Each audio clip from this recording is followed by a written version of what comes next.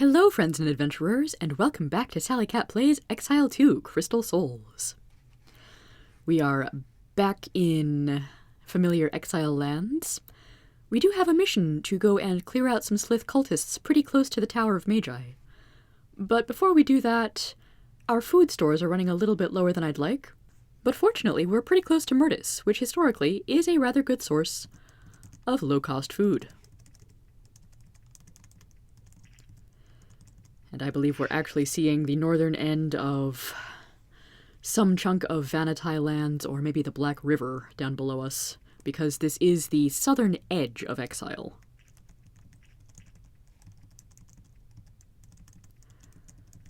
So we could go straight to Murdis, or we could do the standard adventurer thing of exploring the surrounding area first. Okay, that was not much of a passage there, but interesting nonetheless.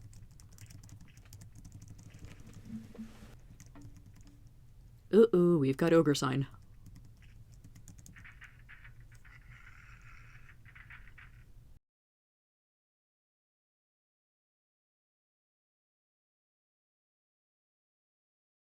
Fortunately for me, we've also got Major Haste.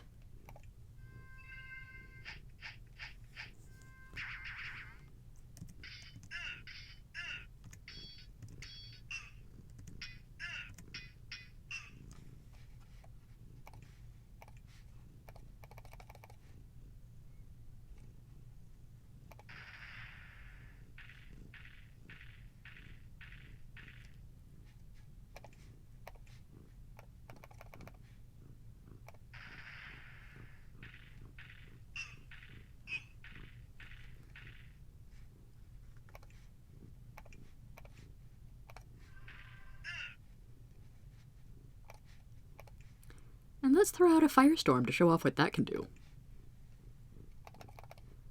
Yes, look at that nice big targeting area.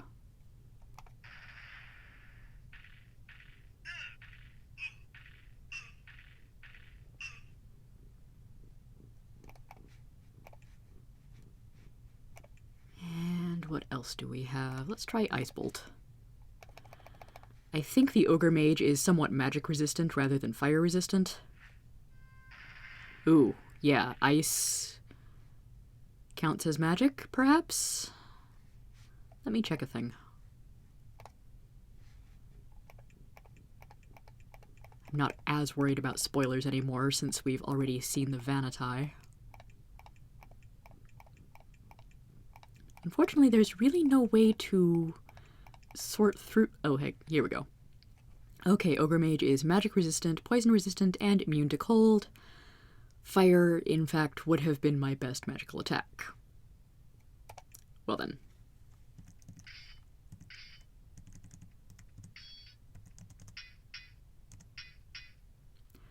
Ogre Mage might just be a tough son of a gun.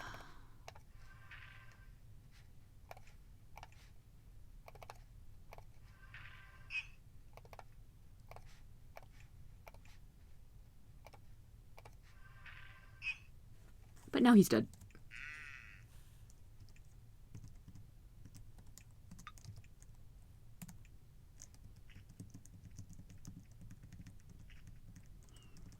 And we've got something else over to the east here, and I'm not... Oh yeah, I think I recognize that as another part of the Vanatai lands. Part with all the chasms. Hello. You march down this narrow, isolated tunnel. After a while, you stop. You clearly hear hissing. It grows louder quickly, coming from ahead of you. You start to back away, but a band of sliths come into sight, surrounded by huge snakes, moving impossibly fast. They charge after you. Uh-oh, did somebody else get a good haste spell?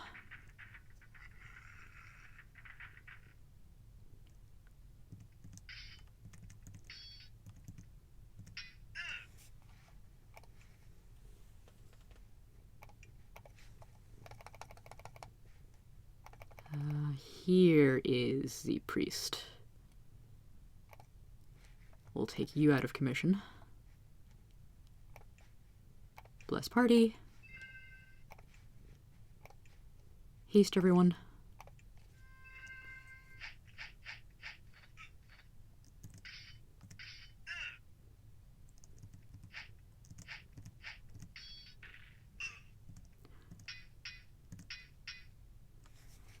And the snakes have arranged themselves in a nice fireball-sized area.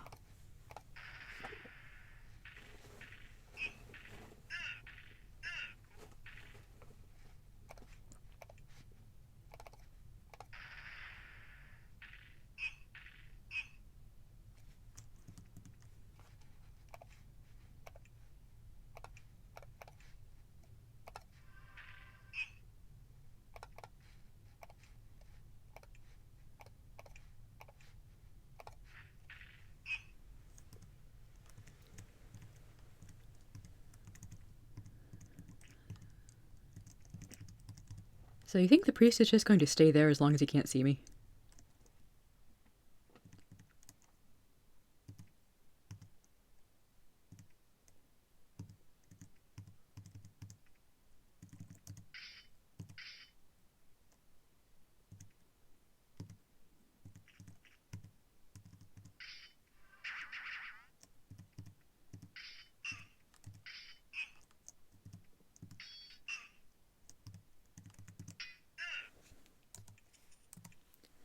That wasn't so bad, but I do need to rest soon. And I'm pretty sure the area with the slith cultists is right up in here. Yep, there it is.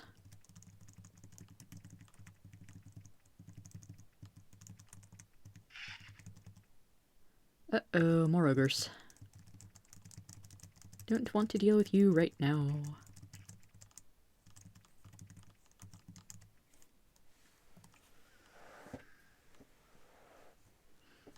I suppose we could go into the tower and use that guest bedroom they've set aside for us, but that would take time. You find, inscribed in the cave floor, a pentagram. It clearly hasn't been used for a long time. It's becoming overgrown with mold and lichen. However, there is still the faint smell of sulfur in the air. After at least 5 years, wow.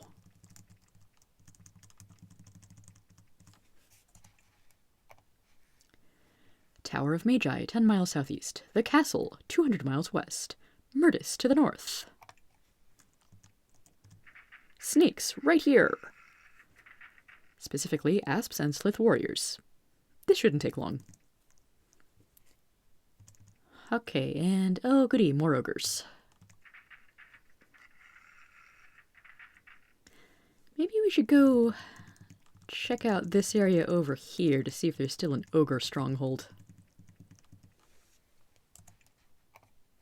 The sign reads, "Beware of ogres." Yeah, we noticed.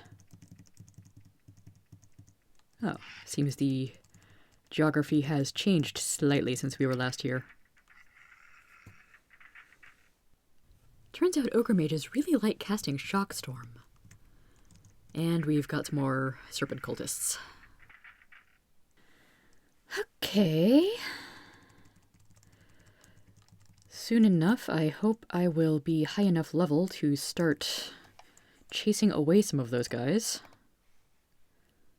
And the Great Cave and the castle are further west.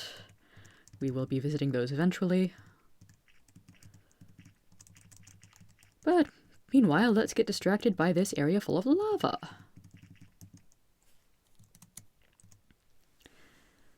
Nestled in a depression in the cave floor, you find several stone huts congregated around a large foundry and weapons factory.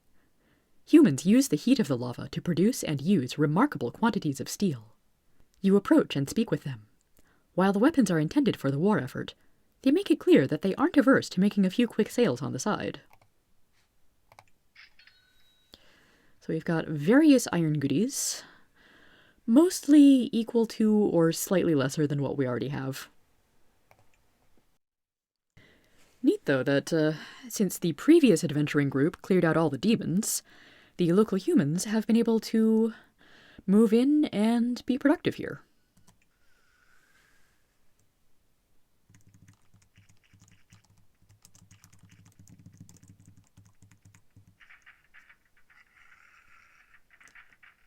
Yes, keep giving me delicious experience points. You totally won't regret it.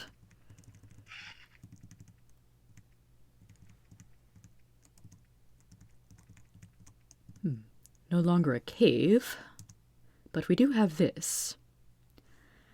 In a clearing in the fields of tall, spindly mushrooms and cavewood trees, you find a crude ogre village, as opposed to the fort in a cave that they used to have. Dozens of the harsh beasts mill about, making stews, preparing lizard hides, and fixing weapons. They're young, almost as tall as you, run and play while their mothers try to keep them under control. Several ogre magi watch over the scene. Then you are noticed. Instantly, the children vanish from sight and more warriors appear. You are watched carefully, but no hostile moves are made. Let's take the peaceful approach this time. The ogres watch you warily as you approach to speak with them. In a brief, hard-to-understand conversation, an ogre mage tells you they have nothing to offer you, and would prefer it if you left peacefully. Eventually, you oblige. It's kind of neat that we have the option to leave peacefully. Although, do you think maybe we should come and wipe them out to try and stem the tide of ogre raiding parties attacking travelers? Because that has definitely been an issue today.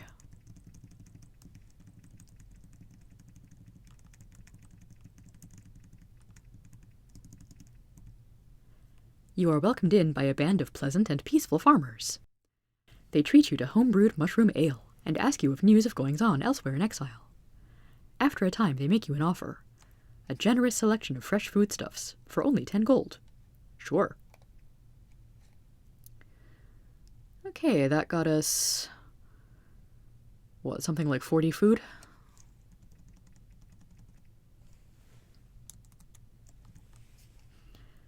And the same type of village. Ooh, 50 food. Very cool. 50 food for 10 gold is indeed not bad.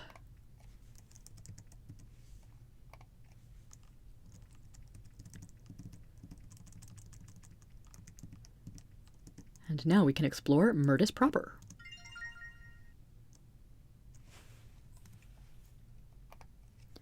A guard, farm-grown and stock-stupid, stares at you. The guard grunts. Whether that was meant to be a name or not isn't clear. The guard grunts and twirls around a huge sword. It's as good an answer as any. That is true. And it seems like Murdis has a few more statues now. Though I no longer see one behind the temple. Interesting, I wonder if it got moved by Erica or somebody else.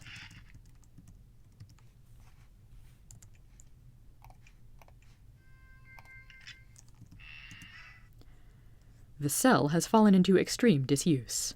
Between the dust and all the webs, you can't make out much inside. Cell? Like, prison cell? And those are Aranea's.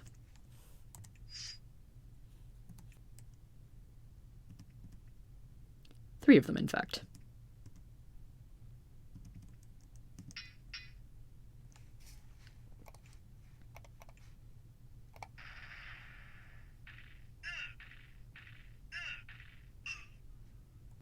Whew, they are much weaker than I am by now. Someone dropped a mace, shield, and crappy short sword.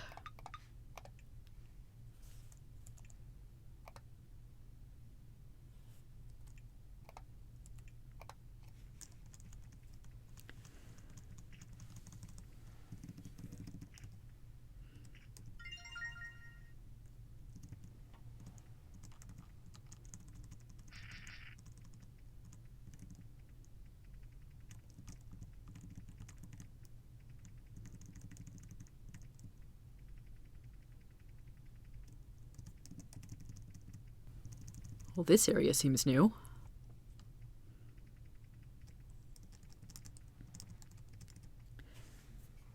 So let's check out the inhabited buildings. Heavy iron plaque, Temple of Elgar. Hello there. It's hard to figure out what's most memorable about this priest. his wild hair, wild gaze, or huge mallet at his belt. "Welcome, children. I am Rhodes." He slaps you on the shoulder with one hand and keeps the other near his mallet. "I spread the word of Elgar." Okay, cool, and who's that? "A mighty warrior deity. One with the wisdom to realize that knowledge is best let into a skull after cracking it first. It's not subtle, but it gets the job done. Plus, he teaches us great warrior magic." Okay, that is in fact something I'm interested in. "Incantations to crush your vile foes. We long to spread this wisdom, preferably by aiming it at said enemies. I can teach you the ritual for a small fee." Well, as that is clearly your purpose in this life. Purpose in this game, at any rate. Smite. A classic priestly and/or paladinly spell.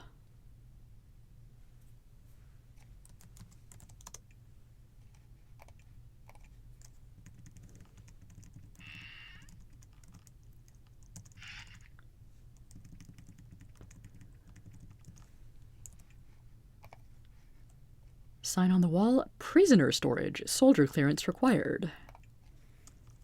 Interesting, this is quite new. I wouldn't think of Murdis as being a particularly good place to store prisoners.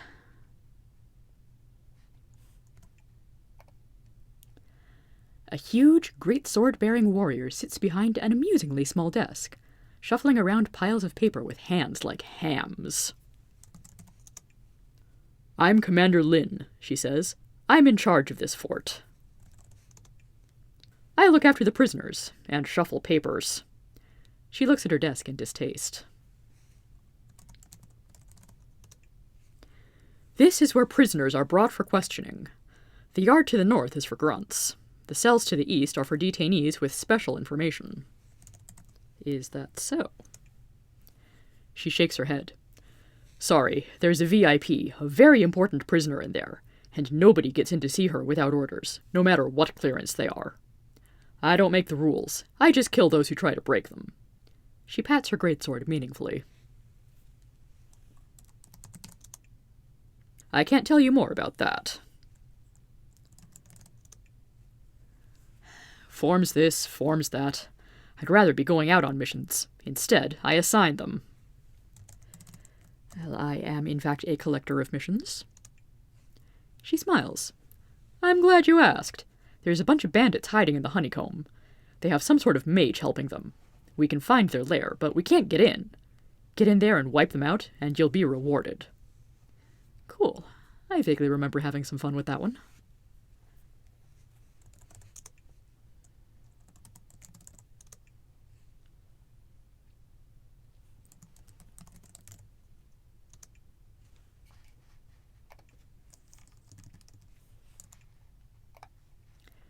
Security cells must get permission to enter.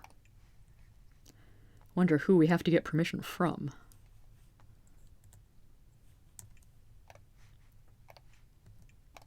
And those are just generic guards. No.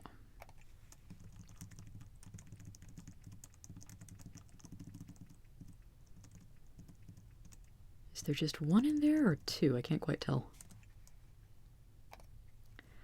A listless soldier, tan from the surface world still intact, wanders around. "I'm Gorb. What do you want?" "Just a prisoner here, just hoping to get out of these caves alive."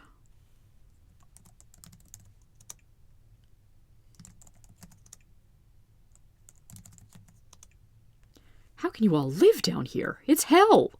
I've only been down here 2 months, and I think I'll go nuts if I don't see sunlight soon." "I volunteered to come down here because they promised money and adventure. Instead, I get cold, wet caves and crappy mushroom food all the time, all to fight a bunch of regular folks who are just trying to do all they can to live down here.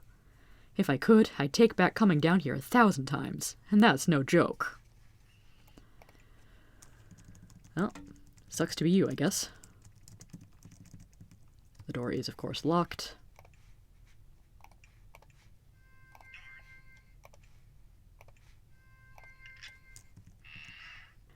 This is the yard where Empire prisoners are kept while waiting to be traded or otherwise dealt with. Dirty sleeping mats are scattered around a feeble bonfire. A few prisoners stare at you listlessly. I was right, there is more than one. A surface worlder looks at you defiantly. She frowns. Cairno, private, 3rd Cavern Core, 357. She looks you up and down. I have nothing to say, Exile. You can do what you want to break me, but I'm an Empire soldier. Of course you are. She spits. We're tough enough to take living in these caves, and we're tough enough to take you. And that's all I have to say. Do what you want. Okay, well, what I want to do with you is leave. And close the door behind me.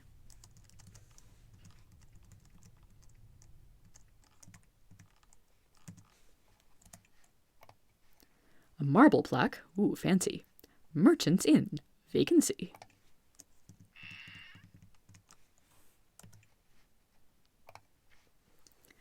The bar is tended by a short man with long curly hair and a friendly face.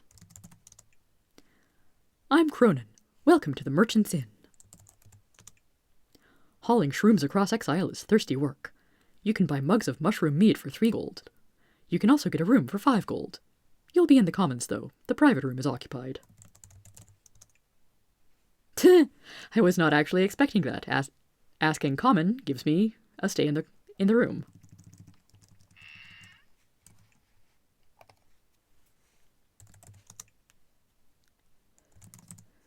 Let's get some mead. He serves up several mugs of strong, nasty grey fluid. It'll get you where you're going, but you sure won't enjoy the trip. Ah, good old underworld alcohol.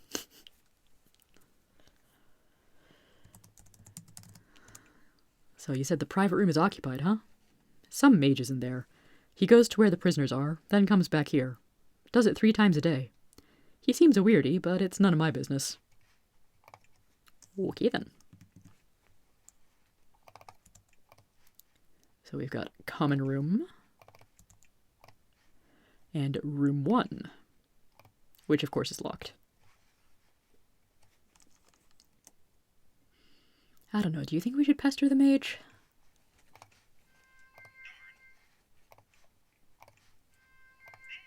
If the door stays locked, I might come back to him later.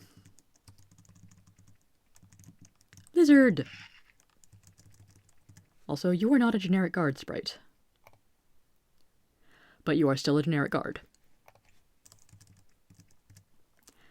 This open area has several crude wagons parked in it, waiting to be hitched to irascible giant lizards and used to haul foodstuffs across Exile. A few guards stand around, hoping you try something so they can ease the tedium by beating you up.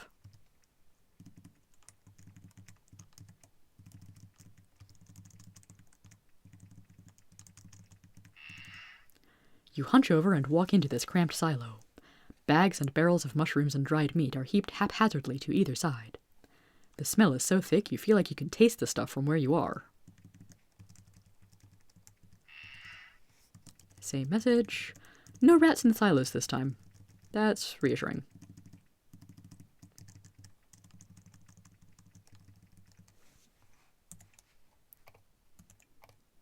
A bronze plaque. Auction house.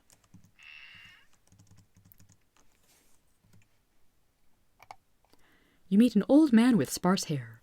His clothes look heavily worked in, with many stains and small rips. He shakes your hands firmly. I'm Elmer. Another familiar face from the previous game. I run the auction house, where the farmers sell their crops and livestock to the merchants. You know, the area around Murdis is the most fertile in Exile.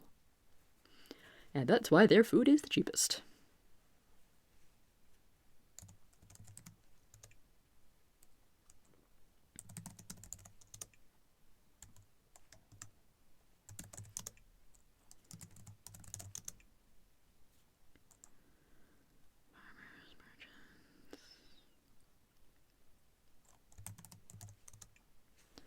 Alright, I guess he really doesn't have a whole lot to say. He has cows. and lizards.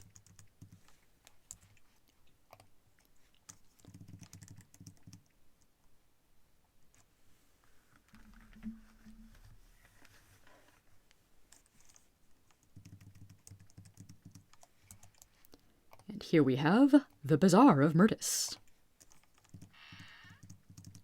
3 shops in 1. A lovely woman sits behind the counter, playing with a young boy, maybe 2 years old. They are both surrounded by arrows and tools of fletching. She looks up. Hello, I'm Tina, and this is Nico. She waves her baby's hand at you. Wave hi, Nico. Hi there, Nico. Given the time gap between the 2 games, I would have expected her kid to be older. Maybe this is a second-born. She gives you a crooked smile. She's clearly quite tired. Watching over Nico, me and Matt take turns. She thinks, oh, I'm also a fletcher. The merchants always need more weapons to guard their caravans. You can buy some missiles too if you want. So here we can get throwing knives, arrows, and iron arrows. But the iron arrows are really expensive. Shame that.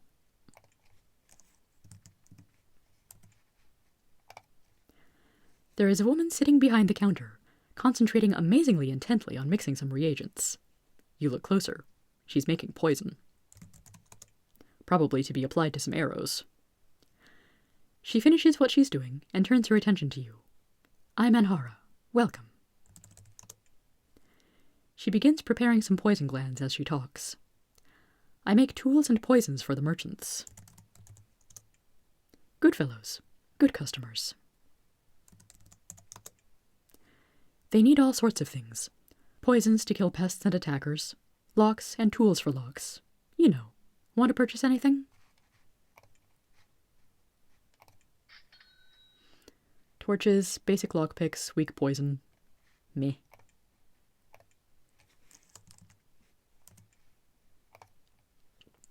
There is a thin man sitting behind the counter, carefully chipping an obsidian spearhead.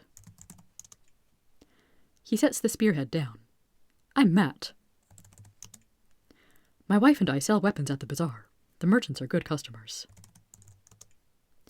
Between brigands, Nephilim, undead, Empire patrols, and rogue sliths, they need all the arms they can get. Across the bazaar, he points. You see that adorable, smart kid she's playing with? That's our son, Nico.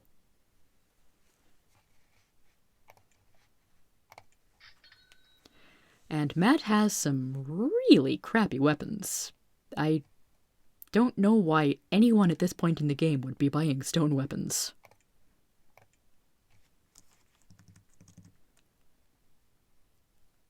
So that's Murdis, and there wasn't actually a place to buy food in town, but the nearby villages were a pretty good source of it, so mission accomplished. We've got a pretty good supply of food stored up, so now it's time to go deal with some cultists. In the next episode. Have a good one, everybody.